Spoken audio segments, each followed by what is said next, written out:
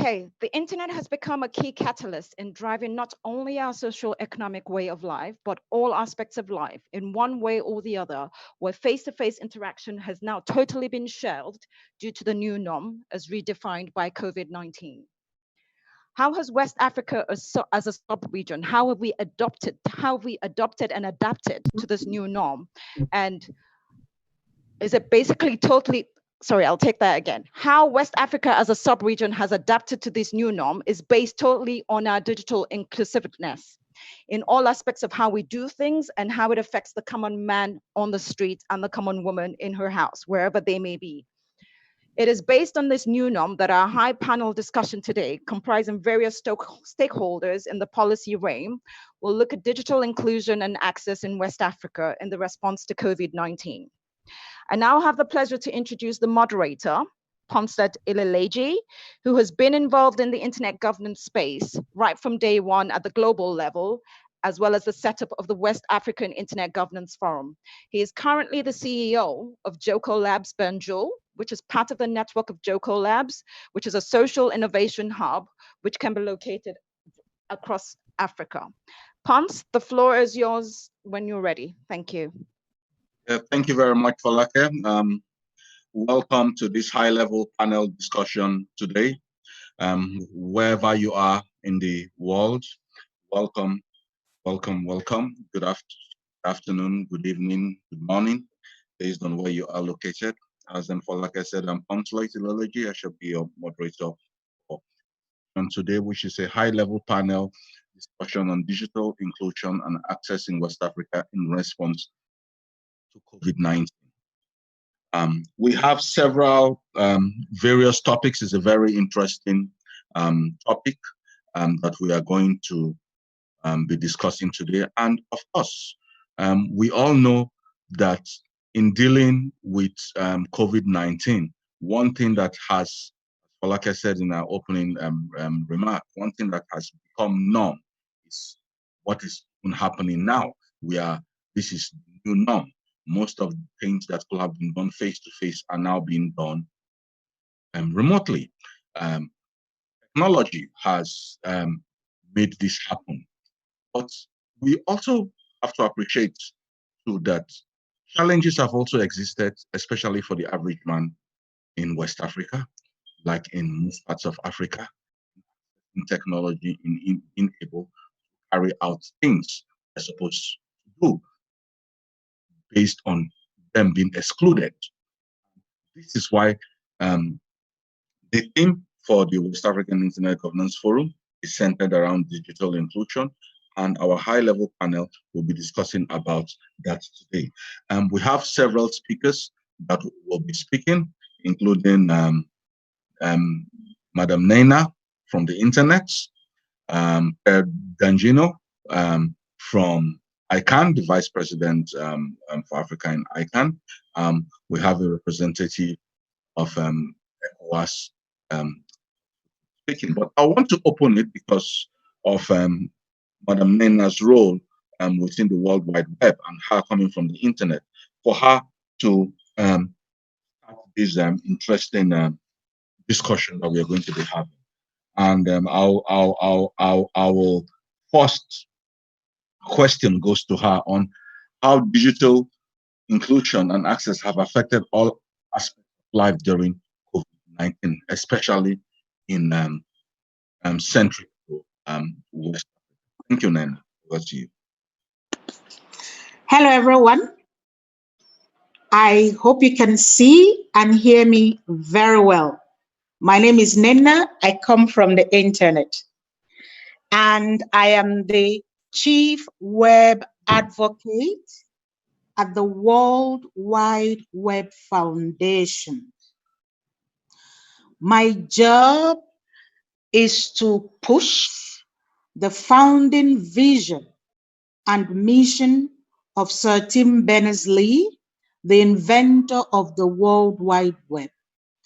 In other words, my role is to make sure that you get online, that you are happy online, that you get the best quality of digital life that you can, that you are a free and empowered digital citizen, that you have the skills and the agency that is needed to make you a creative, productive, and great citizen online, to make sure that you benefit, and also to call your attention once in a while when you are not being responsible. That is also part of my role. In speaking to us today at this West Africa Internet Governance Forum, I can only say one thing, and I'm going to raise my hand and say, all the noise I've made for the past 20 years, all of the travel I've done for the past 20 years, all of the work we've done as Web Foundation since the past 10 years, all of the energy that Sir Tim Berners-Lee and the pioneers of the internet world has put on has come to be now. The chickens have come to roost. COVID-19 has shown us that were it not for the internet, were it not for the World Wide Web, we will be in bigger problems today. I want to stop and ask you to imagine what we would have been as humanity in COVID-19 if there was no internet. What would we have been if we did not have the World Wide Web in this pandemic? How many millions would have been dead if we did not have the World Wide Web? So the first thing I want you to note concerning COVID is this: there would have been more deaths were it not for digital connectivity. The internet, the World Wide Web were ready before the pandemic came. And that has become the difference between life and death for many people. That's the first point I want you to take from me today, that the internet, the World Wide Web, is no longer just for communications, but it is now an issue of life and death. That brings me to the first ask of today. COVID or no COVID, moving forward, our collective task is to make sure that the other 49% of the global population that is not connected needs to get online. So as we go from here, inclusiveness means that everybody should have the right to access the internet. The second thing I want to say, Mr. Chair, is that immediately the pandemic struck, everybody went, oh, work from home. Oh, social distancing. Oh, please order online. Oh, technology-driven delivery. But if you only have 2G, if you only have just a bit of data, can you be part of West Africa Internet Governance Forum online on Zoom? The answer is no. And that is the reason why it is no longer enough for us to ask for connectivity. If I want to add the West African flavor, anyhow connectivity. Anyhow connectivity is not enough. Meaningful connectivity is very important. Meaningful connectivity means 4 basic things. It means that I should be able to connect every day, not once a week, not once a month, because I need to work. I need my kids to go to school. I need to shop. I need to bank. So meaningful connectivity, the first thing is that I need to connect every day. You need to connect every day. Everyone needs to connect every day. The second is that you need the right device, because I am speaking to you on a device that allows me to share my video and share my screen. So the right device is very important. And then we need to talk about quality of the internet. 2G is no longer enough, at least 4G. And if you're like myself, we can talk about fiber to the home, but everybody needs broadband internet connection. The fourth part is, like I said, the quality of it, which gives you a comfortable experience. So friends, the first thing is we need to get everyone online. The second thing is that we need to get everyone meaningfully connected so they can create, they can share, and they can be full digital citizens. Yesterday in the school, I was saying that humanity, in order to be full, has its full dignity, needs digital dignity. If you don't exist online, you probably may not exist in other spheres of the economy. It is like you are inexistent. So we need to make our existence online very dignified and very meaningful. The third and final thing I want to speak about, Mr. Chair, for this introductory session, especially in terms of COVID, is that not only is it important for us to be connected, to be meaningfully connected, it is important that we understand that we now live in an era of digital interdependence. What does that mean? You heard Shengatai talk about digital cooperation and the roadmap for the digital cooperation that the UN Secretary General has launched. Web Foundation has worked for 2 years in that process. I continue to work with the Office of the UN Secretary General and the Digital Cooperation Secretariat and all member states and champions. My role there is to champion the same things we are here to talk about: digital inclusion, global connectivity, and of course, gender. Come on, people. I cannot not talk about gender equality. But hey, my third point is that it is no longer I myself, it is no longer US or Estonia or South Korea being on their own. We now understand, like this pandemic, there is only one humanity, there is only one internet, there's only one web, and we are in it together. Global digital interdependence calls for digital cooperation. It calls for everyone to be part of the development of the internet in its use. Last IGF in Berlin, Sir Tim Berners-Lee launched the Contract for the Web, which contains principles and responsibilities for all stakeholders to help create a safe and open web. I am hoping that in West Africa, we will look at the principles of the Contract for the Web. I did speak to you in Gambia about it. These principles are now part of the digital cooperation. My role, once again, is to make sure that on one hand, you benefit from the internet. On the other hand, that you have your full potential on the internet.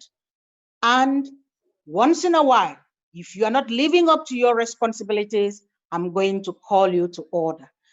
It is great times indeed that we're living in. If I want to quote Adrian Lovett, our CEO at the Web Foundation, he says, in 2020, time is playing with our minds. You remember what happened in January and February, but between March and now, it is like time is standing still. But no, time is not standing still. It appears that it is standing still, but it is racing forward. We are already going towards the end of July. COVID is still here, but humanity is forging forward. I am proud of the role that the internet and the World Wide Web has played in this pandemic. It has shown us that we have something to fight for. I am glad as an African woman to have fought all of these 20 years so that less Africans would die. And I want to thank ECOWAS and all our member states who are working hand in hand with World Wide Web Foundation and other digital friends and partners to make sure that no one is left behind. Mr. Chair, my name is Nnenna. I come from the internet, and my role is to welcome all of us into the era of digital interdependence. Merci beaucoup. Thank you. Thank you very, very much, Nnenna. I think in our own way, we should give her a big round of applause wherever we are. I think that was a very inspiring speech. And it says a lot about where we are and where we are to go to in terms of having, especially that statistics there, 9% of the unconnected, our region of West Africa. We have to see how best we could get these unconnected. We talked a lot about this anyhow connection we have here. We shouldn't be talking about anyhow connection in West Africa. We should be talking about meaningful connectivity. But we're going to be looking at some of those aspects that she mentioned about the digital cooperation, which the UN Secretary General is heading, and the World Wide Web has been working on it for years, like that. But I would like now to invite Pierre Dandjinou, the Vice President for ICANN and the Internet for Assigned Names and Number for Africa, will give talk. Basically, as we all know, ICANN deals with the main numbering system, and of course, if we don't have stability on the DNS, we cannot be online. So there's one thing having access, there's one thing to have stability on the domain name systems, and how that stability has also helped in terms of financial systems, especially during the period of 19. So, Pierre, welcome, sir. Over to you. Hello, good morning, good afternoon. Can you hear me? Yes, sir. We can hear me, sir? Yes, we can hear you, Pierre. Go on. Wonderful. Thank you very much for inviting me and for having me here, and I come to this important, West African IGF forum, which is something that we really are interested in. Well, in terms of kind of preliminary words, in launching this high-level panel, and I would like to, of course, recognize the evangelism of our good sister, Nnenna. We said it all in terms of what we have to do. What I'm going to actually talk about is basically what we do as ICANN to make sure that the internet is, how should I say, interoperable, to make sure that the internet, works well for everyone. And also, as internet expands, that we make sure that it is secure for everyone. It's important to understand that because, of course, it's not just about the infrastructure that we might be looking at in terms of the bandwidth, in terms of whether we are going on 4G or 5G. It's quite important, actually. But definitely, if you want to make the internet available for all, if you definitely want to talk about inclusion, there are a few areas, and particularly in Africa, where we need to consider. For instance, the internet, how many people will consider the internet as an industry, for instance? That's important to understand that it is an industry. There are a few things that needs to be in place before you could actually expand, the interest, in different places. So what we do is make sure that internet is secure, stable, and that unified internet has always been important, especially at this time with resiliency on the internet has skyrocketed actually during this pandemic area. I will come back on that later on because from where we sit, we've been seeing a few things, that came with the pandemic in terms of DNS abuse and a few other things. And I also talk about what ICANN has been doing to mitigate, those threats. Well, two things actually I would like to quickly insist on before I leave it here. I think it's important that the way we manage internet in Africa be mainstreamed. There are issues, for instance, in terms of how we do manage, our CCTLDs, which is a country, code, top level domain. Today in Africa, I'm talking about, 1.5 million sort of CCTLD registrants, and in total, and South Africa alone account for 1.2, for instance, million. And the rest of Africa were sharing something like 300 to 400, thousand registrants, which means that there is a lot to do. Questions are coming, about how far you go with your own country code, top level domain. There are issues about, why are you guys using so many of the TLDs, the generic TLDs that are not, belong necessarily to your area. But these are issues to really need to be discussed. What I would like to insist on today is also the way we secure the DNSSEC, for instance, which is the domain name, security, which is really important. How much do we sign our zone file to make our destination, our virtual destination, secure? This is some job to be done, and this is what I call homework. Actually, whenever we talk about internet governance, I always used to say that there is a homework to be done, to be achieved. So it's important to notice that one. DNS is important, but IDN, which is the internationalized domain name, for instance, is quite important because it can enable people around the world to use domain names in their local languages, or scripts, which is quite important, for Africa and for West Africa for that matter. Of course, we need to use different scripts, such as Arabic that we are already using, Chinese or Cyrillic. We actually work in Africa with a few countries so far, Ethiopia being one of them, but we need to broaden the scope and have more and more countries, included in the way they are implementing, the internationalized domain names. Of course, the other one is the universal acceptance, which is a fundamental requirement, for a truly multilingual and digitally inclusive, internet. Again, there is some work to be done there. System to be tested, so that we are able to really make sure that everyone, uses, languages, on the internet whenever possible. So to cut it, to put it in a nutshell here, I believe many of the next billion, new internet users will likely come from development countries, where the Latin script is not the primary script.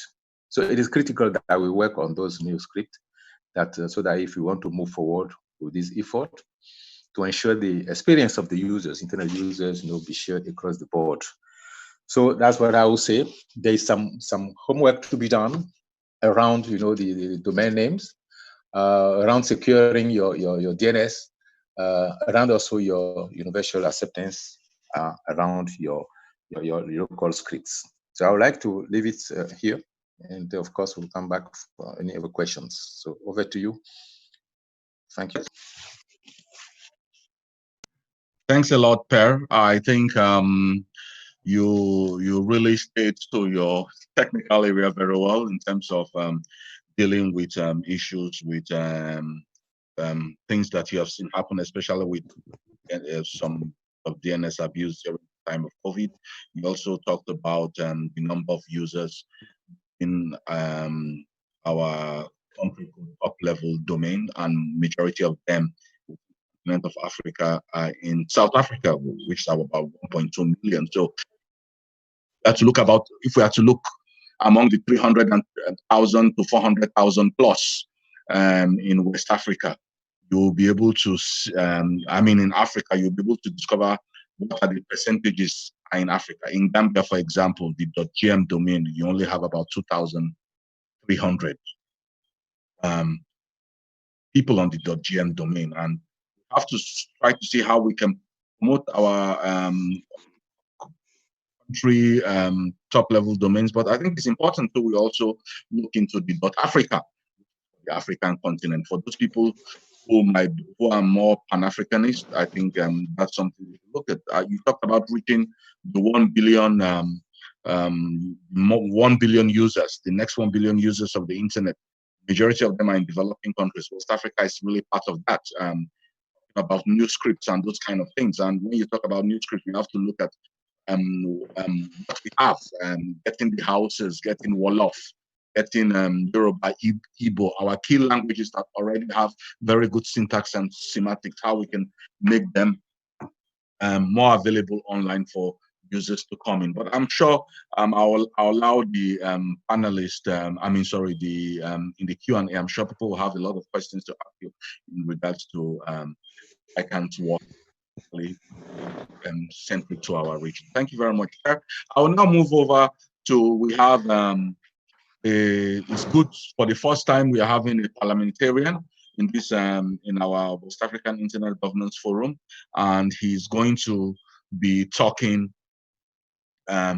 about how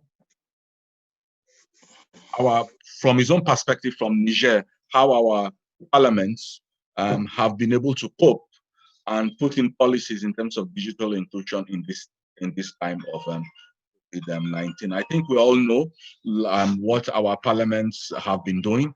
In Gambia here, our parliaments have really been working hard trying to see about lockdowns or partial lockdowns or no lockdowns, what we can do, making sure palliatives get to people, and a lot of challenging questions. So, and that too has been with what has happened with a lot of parliaments in, but our parliamentarian is not yet here, so I will move over, I'm sorry about that, to our ECOWAS commissioner, who is going to be speaking.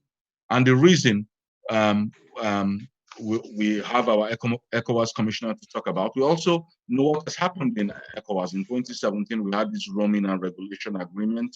A lot of people have been excited about it. Most of our traders, they still, not because they don't want to become digital inclusive, but as Nnenna spoke about 2G and all these things, a lot of them still use voice. People are trading from Timbuktu to Kaolack, from Dakar to Abidjan, to Bamako, to Lagos, to Kano, to Niamey. So all these things, people need we need to be more inclusive in terms of what is happening.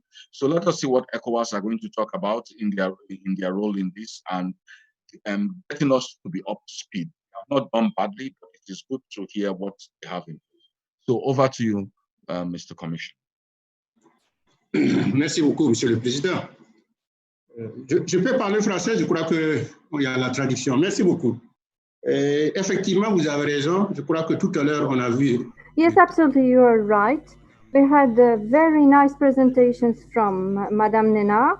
Yes, and I see here friends I've known for a long time. ECOWAS, as you've said before, the Parliament gave their view on from the parliamentary context. They are looking at the region because this is a regional organization. And the commissioner in charge for communication and information plays an important role. It's not only to work with experts from member states, but we also have to make sure there is a harmonizing policy that is focused on developing regional infrastructure to ensure connectivity at the regional level, to ensure access, like Nnenna explained before. She said about optical fiber connection and whatnot. But at the level of services,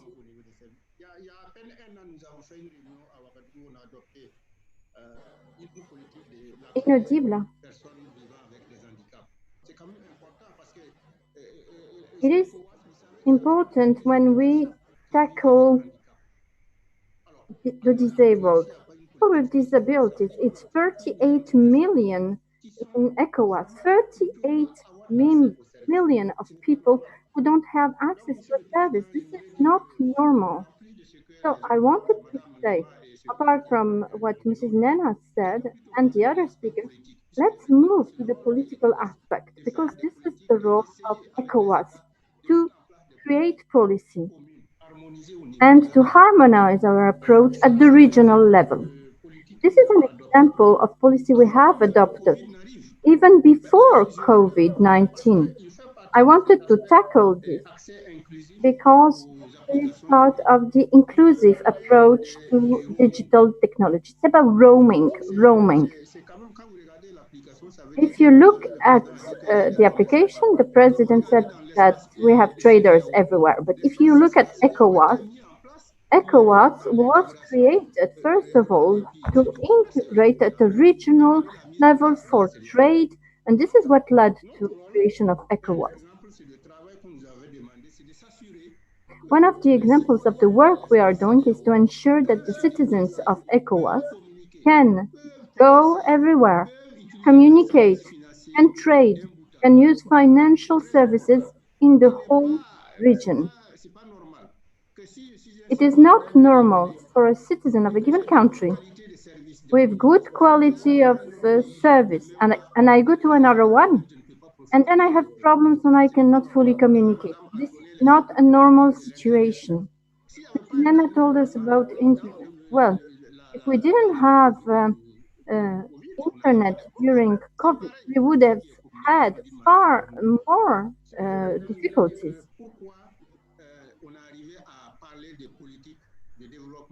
And nonetheless, we have managed to speak of a harmonized policy that we call in the framework of roaming. If you remember what ECOWAS was in the 80s, there has been a lot of effort since then among member states for a better communication.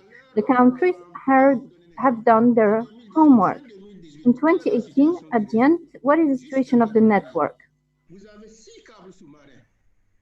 6 submarine cables, 6 cables under the sea.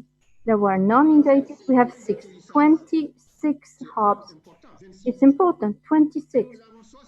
And 61 mobile operators, 61, 2, 3 per country nowadays, to be exact. 36% internet coverage at the end of 2018, and 320 million subscriptions, mobile subscription in ECOWAS. Don't you think we should be happy? We have done a lot. But no, we are not satisfied. And Mrs. Nnenna said we should go further than 4G. We can never stop in IT. We have to go forward. We have to increase capacity. Considering the statistics I gave you, doesn't mean that the costs of communication have gone down. Communication is extremely expensive in our region. And how can we solve those problems? We received a mandate from the member states to propose a harmonized policy in order to solve this problem and find a policy. Roaming, for instance. Communication policies are managed at the country level by the different national authorities and national regulators. They can regulate the prices and the price lists at the national level, but not the regional level. We have no regional regulator. And that is why ECOWAS has started to cooperate with the countries to find a solution to those very high prices of roaming services in our region. And this is why in 2017, the member states, after a common work of our experts, have arrived to a decision. The decision was about regulating roaming in the open networks in the ECOWAS space. Why did we adopt this regulation? It's to have a legal framework concerning communication networks, but mainly to reduce the costs. Let me take an example. The regulation is proposing that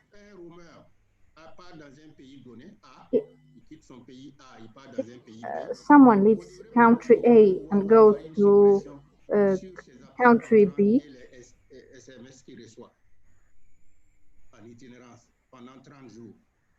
during 30 days, they should keep the same tariff because we assume that after 30 days, he will become resident in the second country. But this person can, during 30 days, use the previous cost. We want to ensure free movement in the ECOWAS space. And this is also meant to reduce text messages in the ECOWAS so that the cost doesn't go above the top ceiling at the country of origin. We should have a roaming harmonization like in Europe. This would solve a lot of problems in the ECOWAS space. And this is what we want to achieve. So, what I want to tell you, Mr. Chairman, that this is a regulatory issue, which in fact has been the subject of many meetings. I know the situation in Europe, in Eastern Africa, in Uganda and in Kigali. So I know what they did in the East African community. So there's one conclusion. In 1 month, there will be a virtual meeting with all the regulators, because today we are at the stage of implementation of these regulations. In the coming months, it's going to be implemented so that people will be able to use it. So, Mr. Chairman, we had situations in which people were blocked in some countries during the COVID pandemics. Not everyone is using internet. So we have, as a result, a working roaming, and then we'll have communication via internet, and then we'll be also able to call other people at a reduced cost.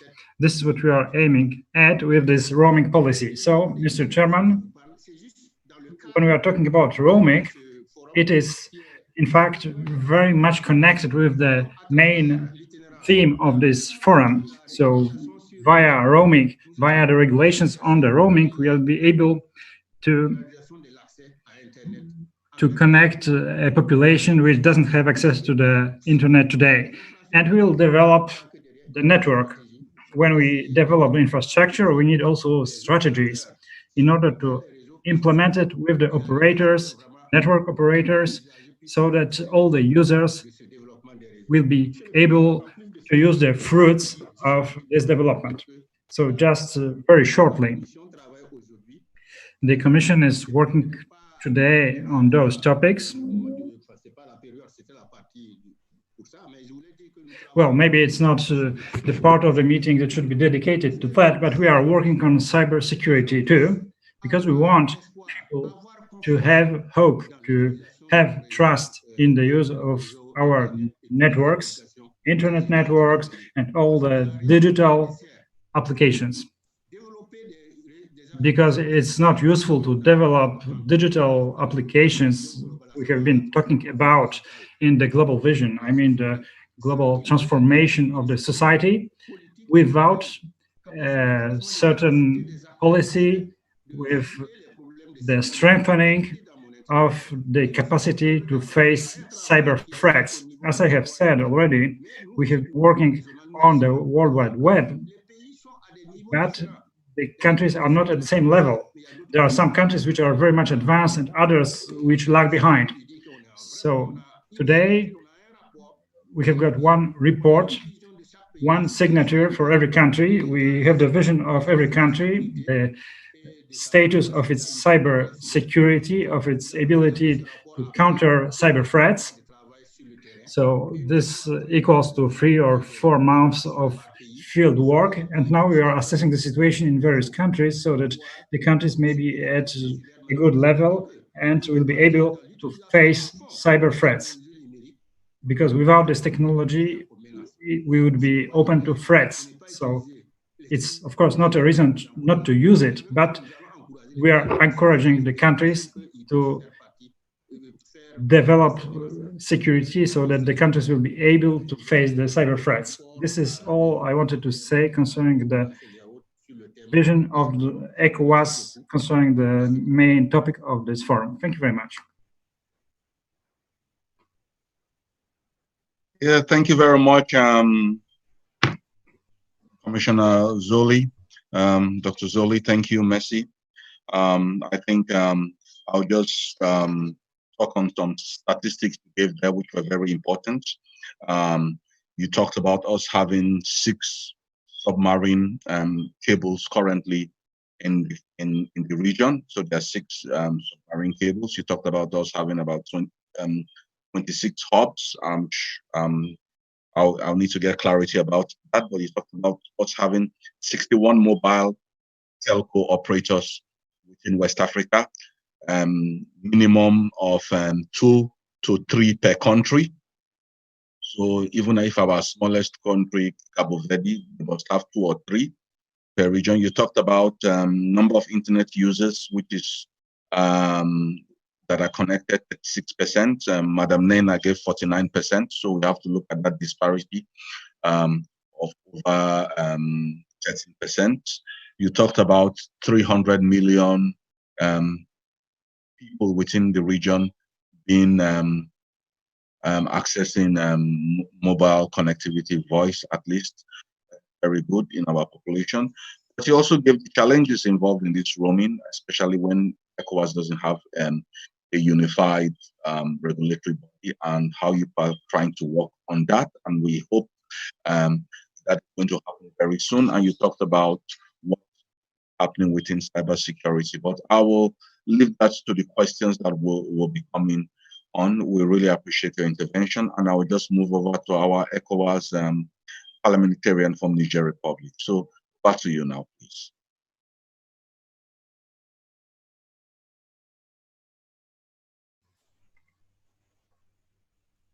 You can go ahead, sir. Honorable Masane.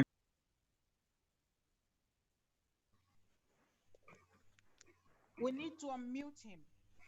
He's on mute. Hello. I think you need to unmute yourself. You need to unmute yourself, Honorable Masani.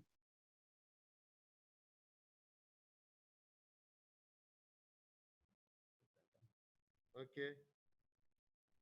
We can't hear you. Yes, I can hear you. Me too. Okay, go ahead. Thank you, Honorable. But I speak in French. Yes, go ahead. Go ahead, Honorable, please. Okay, merci. Bonjour à tous. Hello, everyone.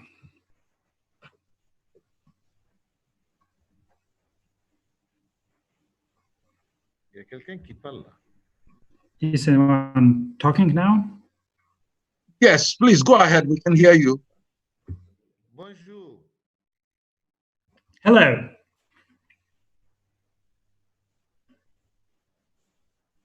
Vous m'entendez? Do you hear me? A little bit faint, but our interpreters are hearing you. Okay. Bonjour à tous. Donc, je me. Hello, everyone. So I'm going to present myself again. So I am MP in Niger. I am a former professional in the field of IT, an expert in this field. I was in charge in my country of high-level responsibilities concerning development of IT technologies. So I've been involved in practically all the forums. Mr. McCann and Nnenna, who are here, know me. So concerning the topic which is discussed today, COVID-19, I mean, it's a pandemic which also came to Niger, and it blocked almost completely our activities during the whole month of March, and also slightly in the beginning of April. But by mid-April, government activities and international activities of Niger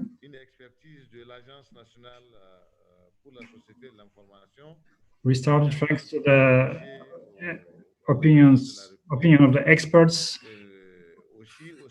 from the Presidency of the Republic and technical services were provided to all the institutions of the country. So the COVID was not a barrier for Niger.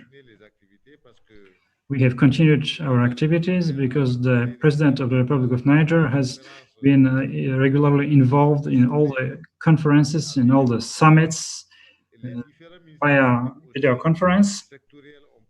The technical ministries were also involved in Pan-African and also even worldwide events, as well as in the Sahel region. Our General Parliamentary Assembly in Niger was also convening. The Speaker of the Parliament had also a conference with other members of Parliament. And in Niger, we organized many video conferences between ourselves and with also French members of Parliament. We are also in video conferences with Italian MPs. So now I am in the hemicycle of the National Assembly of my country, but I'm talking to you from it with the Professor Bedi, who is in charge of international connectivity. He's here with me. Can't you hear me? Yes, we can hear you. Please go ahead, sir. Honorable, we can hear you.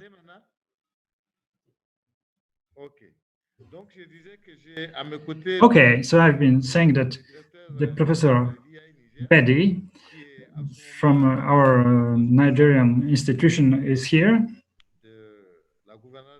He's in charge of national governance of the internet. Hello, do you hear me? So, I just said that we are in a situation in which the COVID was not a barrier for us at the national level. We are able to communicate as well as on the international level.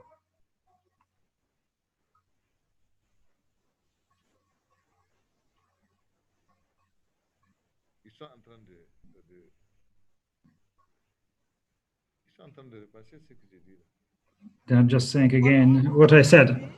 Okay. Move on, because we are listening. We are hearing very well. Don't stop. Okay, so if you hear me very well, so the COVID was not a barrier for us. So at this moment, we are currently working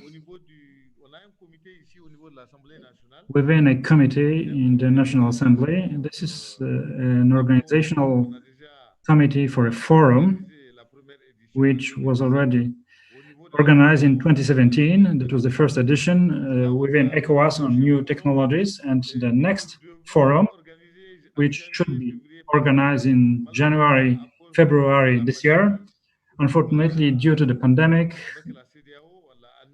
had been cancelled by ECOWAS because it was not possible to regroup more than 50 people in the same place, in the same location. So now, when the limitations will be cancelled, I think that this forum will take place. If it's not going to be possible physically, we are going to do it as we do it today. So it's a forum on the role of the MPs in the fight against cyber crime in Africa within the ECOWAS region. So I am a member of the scientific committee of this forum, and we have got a scientific committee composed of many experts. Mr. Nnwakanma is one of our consultants.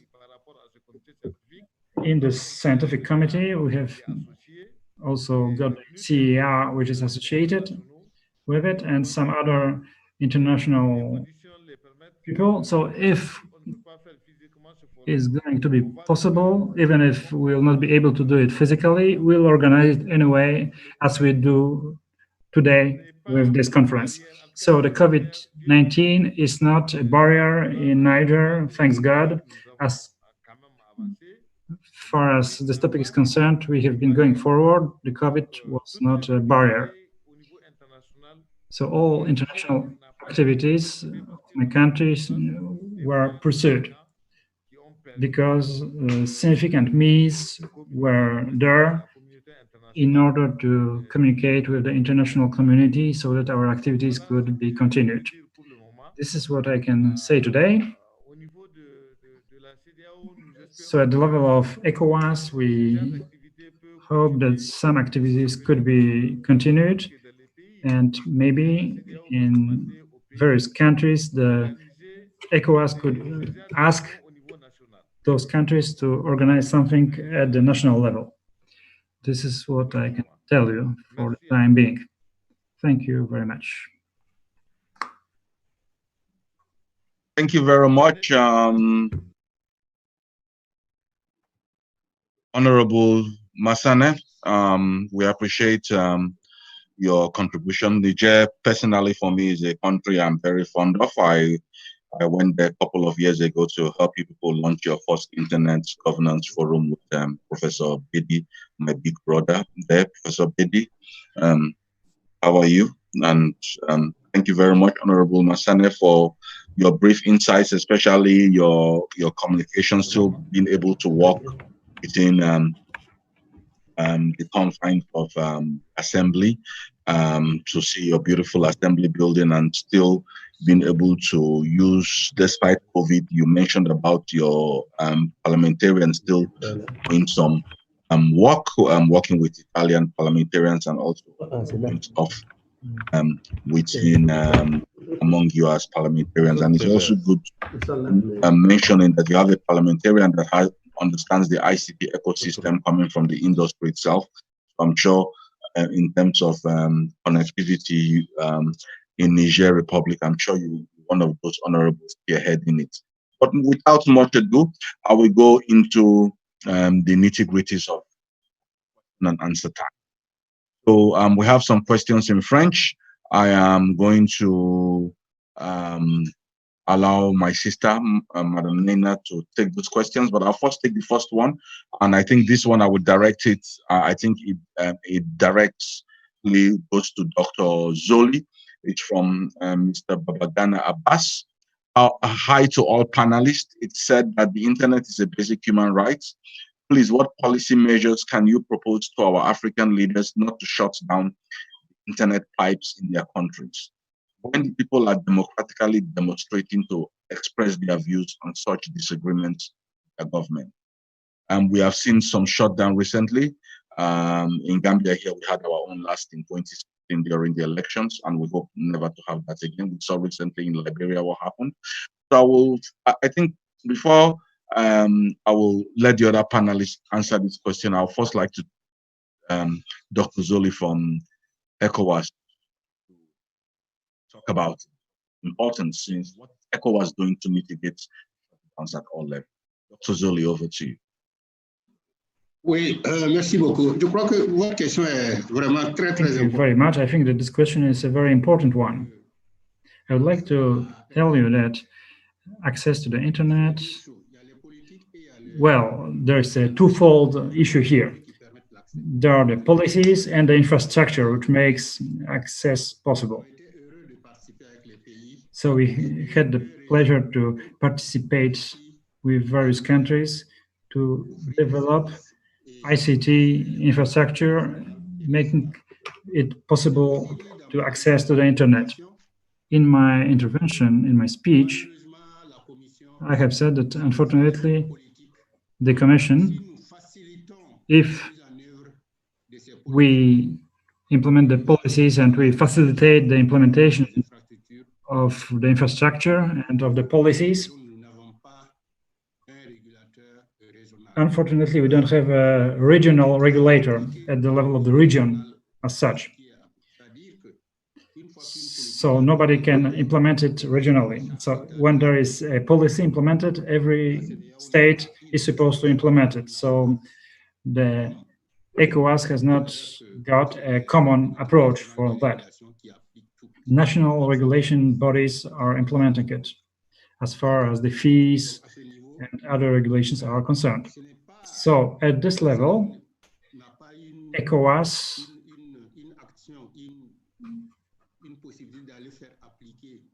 cannot apply it, cannot implement it, the form of use of the services in a given country. So concerning connectivity, we can see that there are limitations as far as the mission, as far as the capacity is concerned.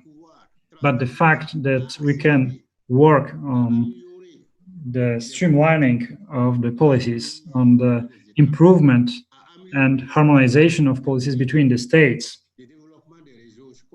and on the development of networks, that's something that is facilitating the creation of a common policy concerning the internet.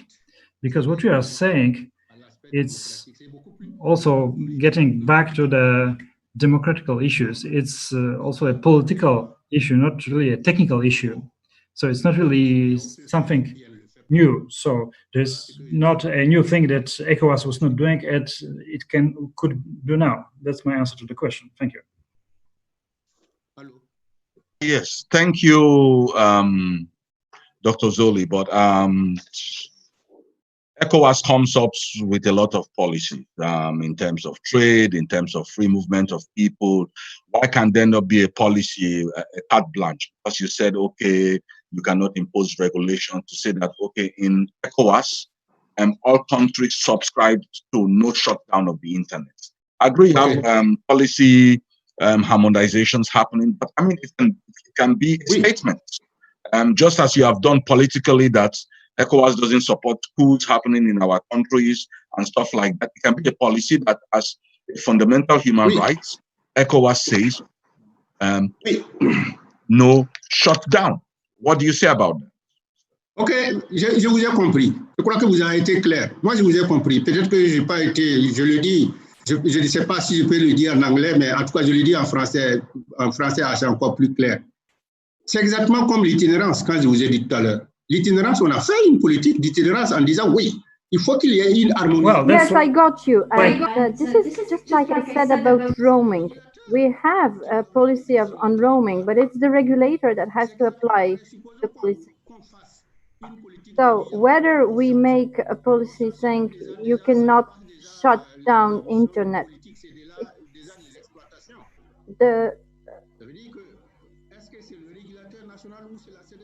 whether it's the national regulator or the ECOWAS. It's exactly like I said before. ECOWAS is, let's take the example, closing borders and limiting trade. We were forced to create a task force that discusses with member states. We ask them what we should be doing. But perhaps you could ask that in the parliament, because this comes directly from the member state. It doesn't mean that we will apply the policy on a territory of the ECOWAS. I don't know if this is clear what I'm saying, but what is clear is that there is a mission. This is one of the aspects. We have a mission.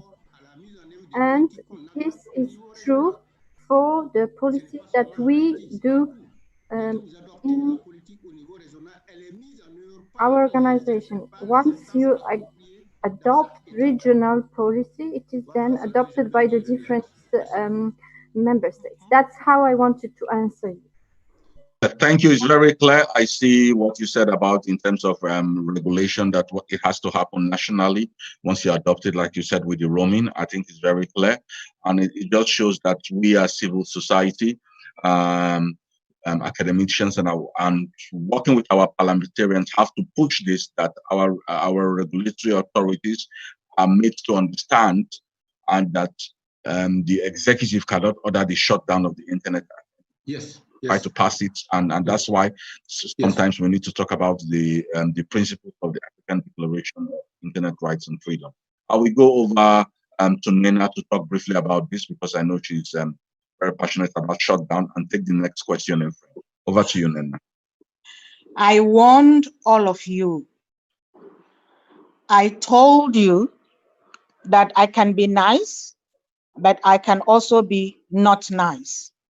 So this is the time to be not nice. The ECOWAS court has condemned Togo to pay 2 million CFA in fine and adopt the necessary laws, not just against internet shutdown, but to guarantee the rights of Togolese. The commissioner is right. The commission is to the service of member states. But dear commissioner, I want to give you a message. ECOWAS should be the ECOWAS of citizens, not of government alone. So if you are listening to me now, please know that we have a community court in ECOWAS region where you can sue any government that shuts down the internet because it is an abuse of human rights. We already have jurisprudence on this. Togo has been condemned. Togo has been judged and found wanting and condemned. So if you are from government listening to me, we have it settled. We are going to sue you to court. I'm smiling today, but when I see you in court, I won't be dressed nice. You will have an attorney in front of you. So if you are listening to me, we should be able to sue our own government and get justice. 3 years ago, we were in Cotonou, West Africa Internet Governance. We adopted a joint declaration saying no to internet shutdowns. The next year, Benin shut down the internet. So I think that we are saying one thing and doing another. I will keep repeating it. The worst thing that any government can do to its citizens in this time of pandemic is to shut down the internet. And I think, ECOWAS, we should put it in our minutes that we should call on the government of Ethiopia to release Ethiopians. How can we sit down in West Africa and watch African brothers and sisters, 100 million Africans shut down in Ethiopia? We should raise a voice against it. That is my contribution.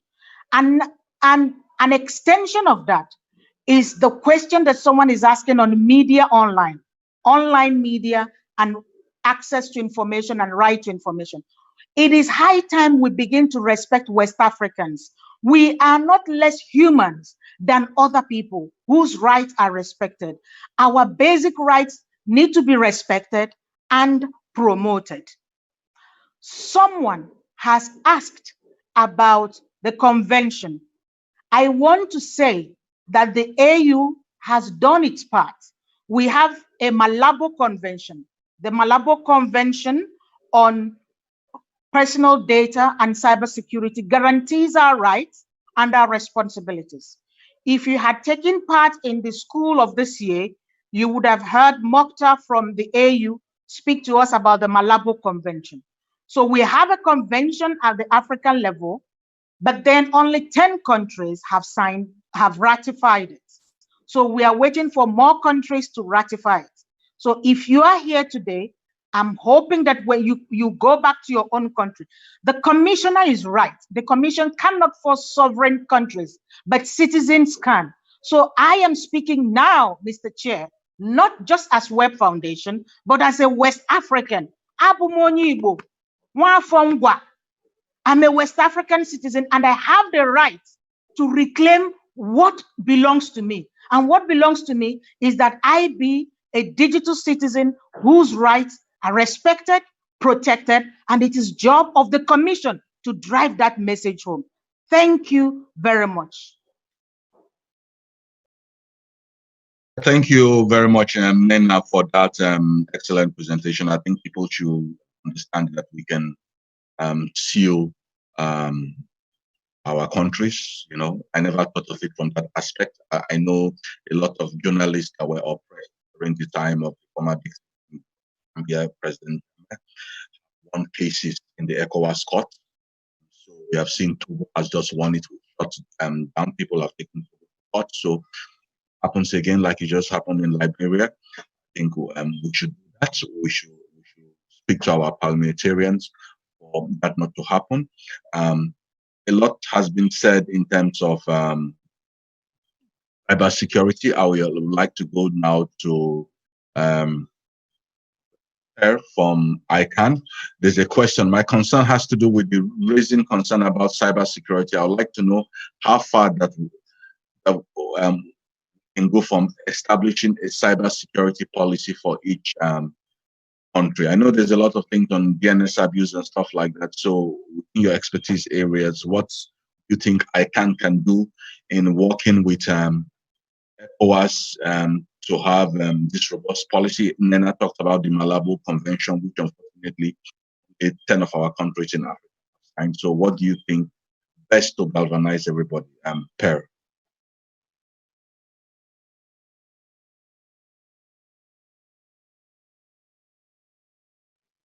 Pierre, did you hear me, sir? Hello? Pierre?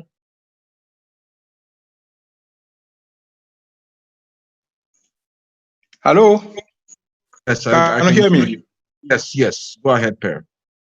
I think your question was about what I think ICANN could contribute, as far as cybersecurity is concerned. Yes, within our region. Yeah. Within our region. Yes. Well, I can only say that, of course, ICANN has been working with different parties actually to secure the internet, and most precisely, there are issues, for instance, that we are part of, and we'll be working with some of the West African agencies, law enforcement agencies, the police, the Interpol, all of them. We work with them in terms of, combating, cybersecurity.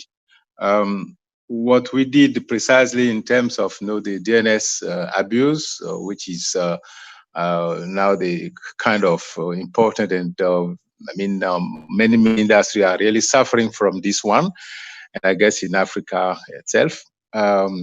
We set up a kind of, I would say, is it consortium or a group of international, international companies which ICANN is working to combat, the pandemic. We will be talking, in fact, more on that when we have our DNS forum in Africa, which is scheduled on the 27th to 28th of July. So the partnership for us is already there. We are also working with FIRST, which is in charge of, the security issues, with the CERT also in different countries. We are part of them. And what we bring here is the expertise in terms of, if you are talking about, when we mean DNS, for instance, you are talking also about your IP addresses. You want to track, any hacking, we know how to do it, and this is the type of expertise that we are putting here. Now, you said wherever we could collaborate with the Africa Union on the convention. We're following the convention actually, but ICANN is not directly into this. I would say the policy making vis-a-vis security per se. We do it. But our policy is about the what we call the identifier, the unique identifiers. Be there the IP addresses, be there the domain name, but also instances of the root server, for instance. Some of the things we are doing, for instance, is that we are populating Africa with root server, instances, because we want Africans to be able to rely on this one to reduce the latency when they are accessing, the web. In Africa, in West Africa, we have at least 6 countries, for instance, that already have copies of the root server. Now, managing those things, securing the domain with the DNSSEC, this is technology we know of, and we are training also people. So definitely, we are open up to cooperation, definitely. And I will really say that as far as we are concerned in Africa, the Africa staff, we do have what we call the Africa strategy, and that was actually developed by yourself, the community, where cybersecurity has a very important, part of it. And we do have a few activities that we want to do with you guys. So definitely, ICANN is there, not making too much noise on those things, but we make sure that the internet works and that the internet, is secure. And that's our job. So yes, but we do have our own remit. So that's what I could respond to your question. Thank you. Thank you very much, Pierre. I will now about to close. There's a question in French. I'll allow Madam Nnenna to take that question, and then in closing this session, I will start with Honorable Masane to just talk from a parliamentarian point of view, what he sees the role of Parliament within the region in promoting digital inclusion for all. And then we'll go to the ECOWAS, then Pierre, then Nnenna we close. And before I hand over to Folake. So Nnenna, please help me with the next question. Thank you. There was a question about Mali, because Mali is still shutting down the internet. And another one was on the mobile operators, to protect mobile operators. Okay, so part of my job is to support governments in policy. Now, okay, I'm back to my Web Foundation role. I have finished trouble. This is the peaceful me. Now, in every country, there is a constitutional there's a constitutional arrangement that in very critical cases, the state may need to take over communications, most often during war or serious security issues. Now, what happens is that as a citizen, we are governed. Unfortunately, when mobile operators sign a license, when they are given a license, they are also given responsibilities, which means that it is very difficult for a mobile operator to say no to internet shutdown, because they are obliged to abide by injunctions from the Ministry of ICT. Now, the role we can play as the World Wide Web Foundation is what is already in the contract for the web. Give policy advisory to governments. I will say again, we give policy advisory, but the citizens ultimately will be the ones to hold their governments accountable. And that is why I'm still looking for, apart from Ghana, that country that will say we want to adopt these principles and work with them. One thing is very important. There are going to be elections this year in Ghana, I think in Cote d'Ivoire, in many other countries. As West Africans, we need to rise beyond the point. We need to rise to the point where we begin to see the internet as a critical economic infrastructure. If we do not have it in our next constitutional review, if you are here today and there is a review of your constitution, please work so that it will be inscribed in the national law that the internet and access to it should be a national treasure.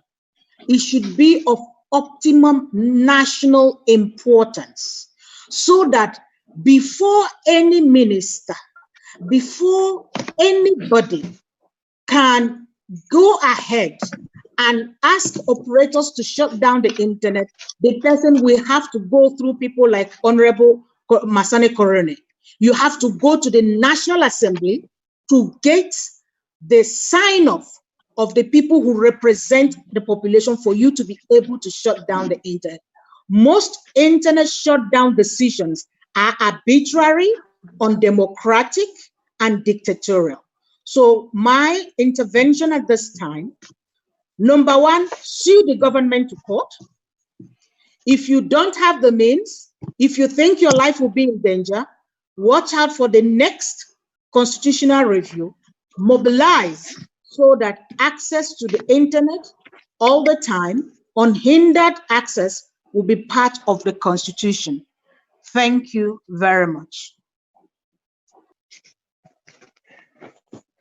Thank you very much, Nnenna, for that. I think it's very wonderful. As I round up this session now, I start with Honorable Masane from Niger. I said I was going to ask you just a closing remark on, as a parliamentarian, what do you see your role is representing other parliamentarians in West Africa in promoting inclusiveness within the West African region, knowing that we have 36%, according to Dr. Zouli, people connected to have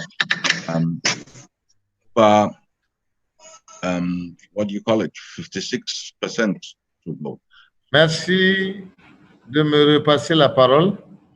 Thank you for giving me the floor again. As a member of parliament, I must say we take a lot of initiatives. We have already organized with the ECOWAS an interparliamentary forum on new technologies. We are currently preparing another forum, also interparliamentary, and also with the ECOWAS as a patron, with the Assembly of the Niger, with some MPs from Ivory Coast, and we went to Abuja, and we have organized also a scientific committee meeting for this. The Parliament of the ECOWAS in Abuja does not really have a big impact on the functioning of the parliaments in different countries. So we want to have at least 3 MPs from the 15 member states of the ECOWAS.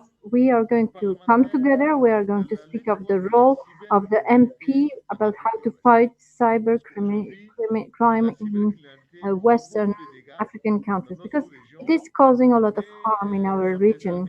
But we are harmless. I mean, we don't have a policy in some countries. There's no policy. We are really helpless. There is no strategy to fight cybercrime. So with other partners, via ECOWAS, a lot of countries are now trying to work on their own strategy.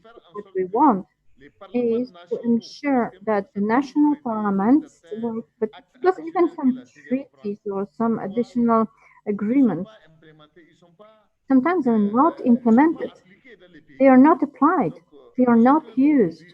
So the initiative that we are in the process of taking, it was even before the COVID crisis, is a mission that would go to all the national parliaments and all the countries and find the 3 MPs, organize a meeting.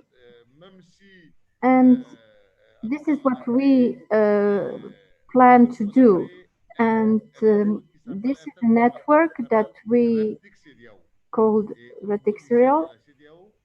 At the ECOWAS seat, there was a mission there, and the president of the network is one MP from Ivory Coast.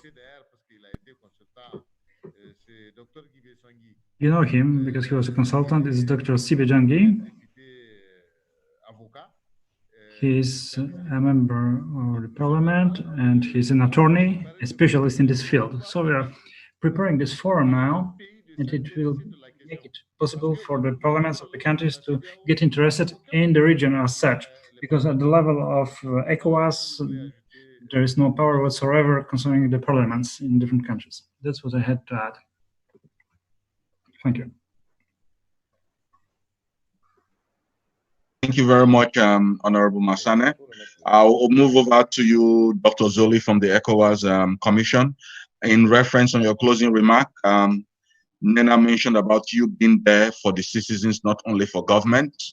In that way, being there for the citizens, what will you advocate in terms of shutdown to do more for the citizens of? Thank you. And you can add anything you want to add. Monsieur le Président, moi je suis un ancien. Mr. Chairman, I am a former actor in the field of telecommunications. So I know the situations, what happens when there is a coup or when there are some natural disasters. But the internet is something different. Some countries are just closing the internet, and there are many safety issues. So I can answer to you, as Nnenna said, that's true. We are working on the internet of things, and within the ECOWAS, the states are those who are adopting directives. When there is a procedure, a directive which is implemented, if the procedure is modified, if we say that ECOWAS can get into an area in which the sovereignty of the states for the time being was full, it will be okay. But for the time being, there are objective barriers to the actions of ECOWAS. Mr. Chairman, I have told you that we were working on the equipment of every country with capacities in order to have the right know-how and the infrastructures for fighting cyber threats. If a country can provide safety against all threats related with the internet, why should they shut down the internet? So it is clear that if all the stakeholders work on the strengthening of the capacity of the member states to fight against the fraudulent use of internet, because we must say it, that there are also some bad guys within the users, among the users of the internet. And then some countries are shutting down the internet. As it has been said, today the mobile companies are cutting the internet, are shutting it down. And there are licenses and there are things that should be respected. So there are some contracts which have been signed. So, Mr. Chairman, I don't think that there is a particular problem within the ECOWAS. ECOWAS is working according to the text which have been signed. And today, the documents which have been signed do not give us the mandate to implement this kind of actions. It is not possible today for ECOWAS to go into the field to apply some things. But if they would get this authority, for instance, no sound, sorry. Yeah, Commissioner Zouli seems to have frozen. Okay, are you back on there?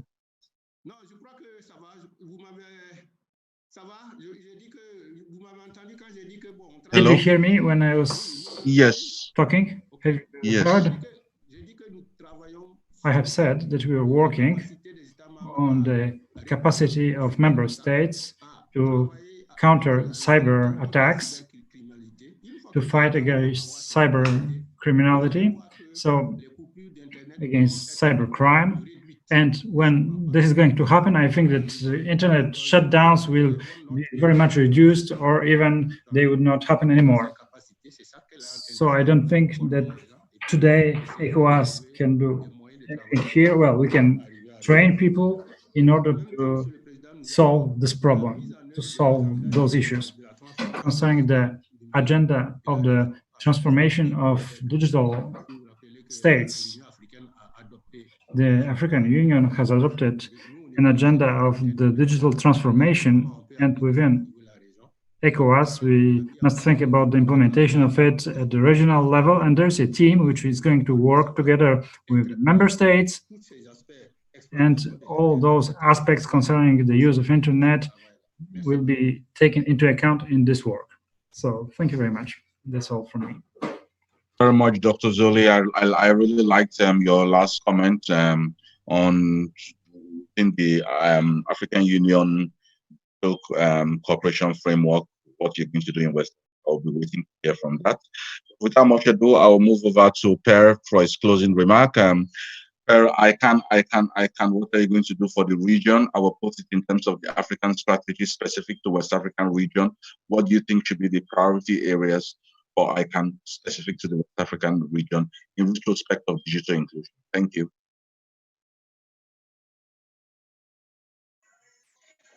Thank you very much, Poncelet. No, mine is going to be very short. Sorry, I can't hear you.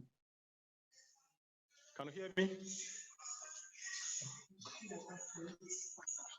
Can you hear me? Please go ahead. Hello? Yes, please. Yes. Go ahead, sir. Okay, thank you. Thank you, Poncelet. Thank you to all. I was just saying that mine are going to be very short words, that to thank you all for this initiative. As far as ICANN is concerned, like I also said, we do have an ICANN strategy for Africa that was developed by Africans themselves. We have a few activities now that we are going to implement in Africa, basically in terms of securing internet. But the bulk of it is about capacity building. Capacity building in terms of knowing what you have to know about the industry, because it is an industry. I'm still saying this. Knowing what you have to know in terms of managing your CCTLDs. So in terms of West Africa, we are already doing what we have to do. We are working with the Association of Regulators, of telecoms in West Africa, for instance, in other places as well. We are ready to actually accompany whatever initiative you might have that's about, providing more area of expertise in securing the DNS, which is key. We are working with Afrinic, for instance, for the IP addresses, delivery, AFTLD. So definitely, we are here to assist, to support, and if you do need anything, well, please, you know us, the 5 of us now in Africa. We are basically about technical engagement. So we are also about the policy involvement. Yeah, that's what I would like to say. Thank you again to Mari and her team for certainly an interesting, call. Bye for now.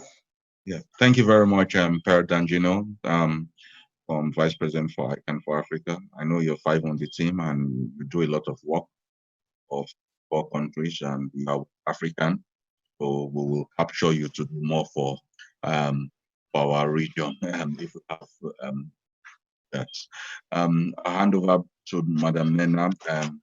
She started it and she will close it. I will leave her to close it in her own way. Thank you. Thank you very much. First, I'd like to say thank you to the IGF Secretariat of West Africa, Mary, Folake, Joshua, Dr. Kofi, and the team. You have done a good job running the school and the forum. The whole world says this is the place where internet penetration is lowest, but we are doing our part. And first, I just want to say my congratulations and my gratitude. And for everyone that has made time to join us, thank you very much. This high-level panel is on digital inclusion and access. We are not yet there, but we are moving in the right direction. So my second word is to say, let's keep moving. Let's not stop. Yes, we have challenges. Yes, we have barriers, but it is possible for us to move from A to B. So let's keep moving. The role of the Web Foundation is to build evidence, to help to catalyze action and build coalitions. If you are in Benin, in Nigeria, in Ghana, we already have national coalitions working on affordable internet in your country.